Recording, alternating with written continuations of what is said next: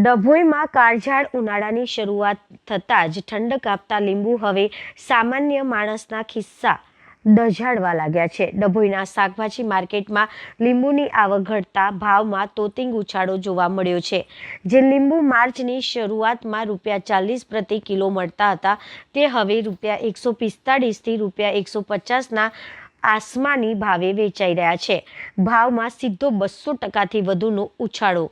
માત્ર થોડા જ દિવસમાં લીંબુના ભાવમાં થયેલા આ વધારાએ મધ્ય વર્ગ અને સોડા શરબતના વેપારીઓની ચિંતા વધારી દીધી છે। ડભોઈ બજારમાં મુખ્યત્વે મહારાષ્ટ્ર અને અન્ય રાજ્યોમાંથી લીંબુની આવક થતી હોય છે, પરંતુ આ વર્ષે અન્ય રાજ્યોમાંથી આવક ઓછી થતાં અને સ્થાનિક સ્તરે ગરમી વધતા લીંબુની અછત સર્જાઈ છે। સામે પક્ષે ઉનાળામાં લીંબુ શરબત અને સોડાની માંગ વધતા ડિમાન્ડ અને સપ્લાયનું ગણિત બગડ્યું છે, જેના કારણે ભાવ આસમાને પહોંચ્યા છે।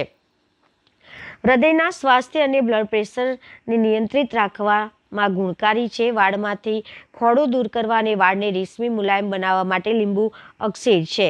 ઉનાળામાં શરીરમાં થતા શોષ ડિહાઇડ્રેશન સામે રક્ષણ આપી ત્વરિત ઉર્જા પ્રદાન કરે છે।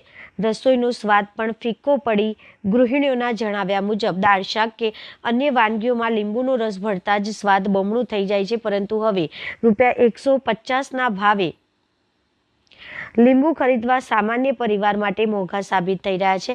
અમીર હોય કે ગરીબ, દરેક વ્યક્તિ અમારે ઉનાળાની ગરમીથી બચવા લીંબુ પાણીનો આશરો લઈએ છીએ, ત્યારે આ ભાવ વધારો ચર્ચાનો વિષય બન્યો છે। વધતી ગરમી અને ઘટતી આવક વચ્ચે લીંબુ હવે સોના જેવું કિંમતી બની ગયું છે। જો આગામી દિવસોમાં આવક નહીં વધે તો ભાવ હજુ પણ વધવાની શક્યતા વેપારીઓ વર્તાવી રહ્યા છે।